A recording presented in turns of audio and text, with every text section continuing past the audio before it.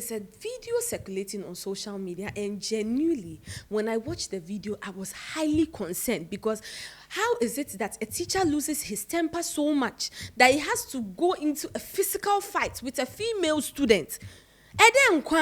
So it is being said that a secondary school in the Ashanti region, it so happened that a teacher who is being said that he is the caretaker for the hostel had an issue with the females of the hostel, where it said that they've been bringing male students, male visitors to the hostel. So this said teacher by name Eric decided that he was going to confront them about the situation, because there's no way that it is allowed that secondary school students, females, will be allowed to bring male visitors to their hostel. So upon getting there and tabling the situation with them, they got into a back and forth that now led to him fighting with this particular student by name Patience. Hence the video that is circulating on social media. Now, when that video hit social media, immediately the GES responded by saying the police were going to investigate, and they had gone to pick up the teacher. But upon that news hitting social media, a lot of people are like, no, what do you people mean by that? You people should go and do some investigation, because for a teacher to lose his temper so much so that he's throwing hands with a female, not to talk more of a student, then there's something. Then it came back on social media that truthfully there was actually something, because it said that even after he came to confront them, it was not just Patience, the student he came to confront the females of the hostel, and she got into a back and forth with him. Hence their fight. And even after their fight, she then called some of her male friends and then the town's boys to inform them that, oh, a teacher has come to beat her because of this situation and all of that. And her male friends and these town boys showed up to the hostel and started throwing stones at this teacher. Yes. So when that story now hit social media, people now started saying, it makes sense, because for this teacher to lose his temper so much so that he starts to throw hands, and then this student is confident enough to call people, that means there's so much to like the whole story. There's a lot more to the story. Then GS came back and they came to tell us that, oh, they've taken them for medical checkup, and it's said as at now that the both of them have been arrested and they are going to do investigation. The Ghana Police Service has also put out a statement on this issue. Now, genuinely speaking, if you ask me, everything is wrong about the video, because you know how when we see things on social media, everybody has a take, everybody wants to pick a side. This time, let's leave side, let's leave emotions. You as a teacher, a caretaker of females in secondary school, I'm not even trying to support or anything. You need self-control as an individual to even be a teacher, not to talk more of a caretaker. So I genuinely think, yes, the students there, she was wrong, because at the end of the day, it is said that he came to talk to all of them, because it was not an issue that was directed to just her. No, it was the units, the females. For her to now come and be going back and forth with him to the extent they start throwing hands. And from the video, you can tell that she's not even letting go. If she had the power to overpower, she would have beaten him blue-black. You can tell that she herself, she wasn't going to let go. Now, even upon seeing all of this, I still think that as a teacher, you have the upper hand, and there are other ways to go about it. Going as far as throwing hands with a student, you have failed your profession. Forget the students. Let's even leave the students to the side. You as a teacher, you failed your profession. Because if you are okay being provoked so much so that you start to throw hands, then you are okay with a lot of things.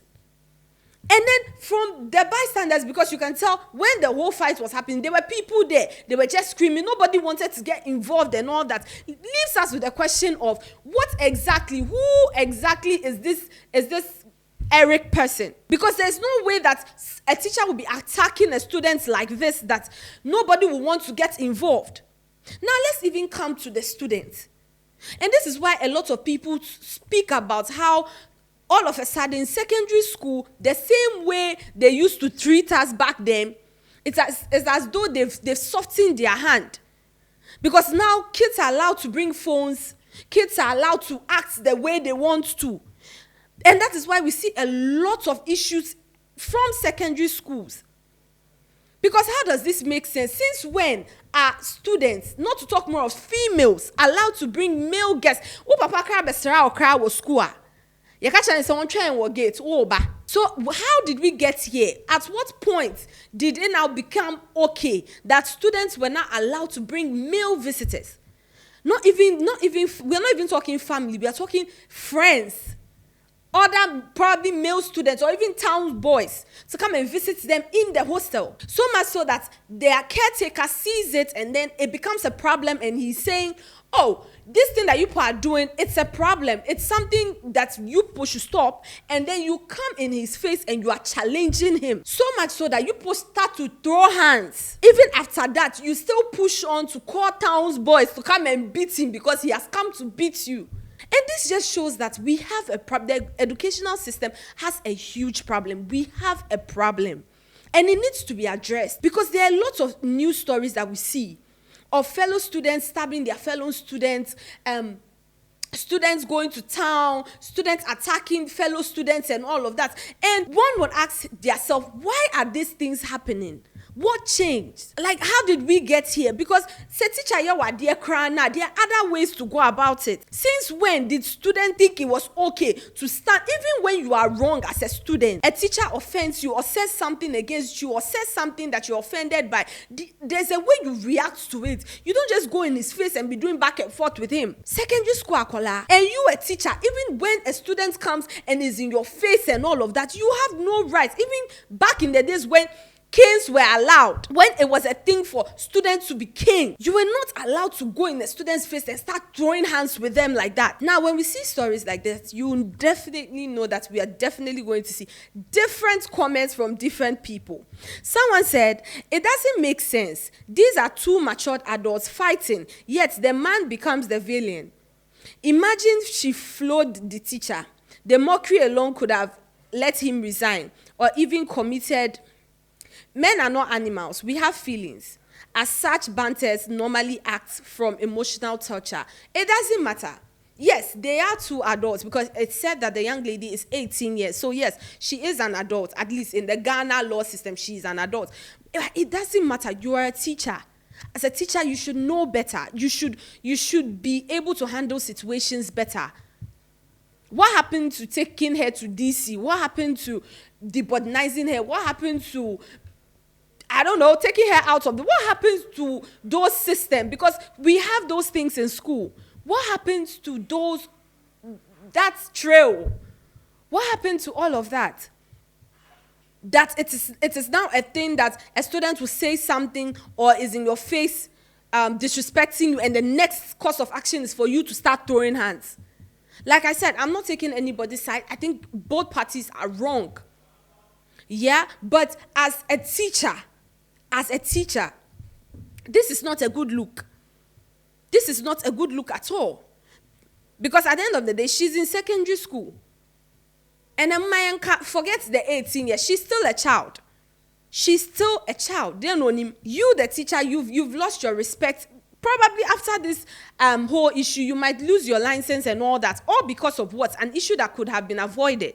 You could have just walked out. Someone also said, but where is the student in all this? A fair investigation should establish the role of both parties. The teacher alone should not bear responsibility if both were involved in the confrontation. Exactly. And these were some of the things that people were saying when it was said that the teacher alone was arrested initially, before it came out that it is both of them that is being taken to the police station for investigation. Someone also said, investigate his age too, cause after that arrangement about him at Bokom Arena to face Bokom Banku, teacher, even if the student provoke you, cry, must you wrestle with a girl? His wife must be ashamed of him. Genuinely. Now, I'm not siding with the wife being ashamed. I don't think we should drag all of that in. I just think he could have handled it better. I'm not belittling what the girl did. You understand? It is totally wrong. But you throwing hands is not worth it. I know probably they are seated in a cell somewhere, and then they'll be thinking, oh, what exactly brought us here. This issue could have been handled better. So probably when they are behind bars, probably in the cell, or they are writing their statement, they will be reflecting, like, this thing that I'm coming to write here, I could have walked away from this situation. I could have looked at this situation and said, Akola we mwade, and just walked out, and probably go and plan how I'll handle the whole issue. Or looked at the teacher and said, this teacher, they won't mind him, and just walked out. But I decided to show my powers. I decided to do WWE and show that, oh, me them ding. It's so unnecessary, it's so uncalled for. And this thing, we'll look at it and we'll laugh about it, we'll make jokes about it. But in the long run, it is a huge problem. It is a huge problem. Because if students are comfortable enough to get in teachers' faces to disrespect them, and teachers are comfortable enough to start throwing hands with students, then we have a big problem. In the next year or two, students will start carrying things to school to protect themselves. Teachers too will start protecting themselves. If that's not the kind of system that we are looking to get to, then something must be done. That being said, that's all we have on this story. We'll bring you guys updates as the story progresses. This has been What's They Go On here at the Yo Chale Studios. I'm Mimi. We'll catch you on the next one.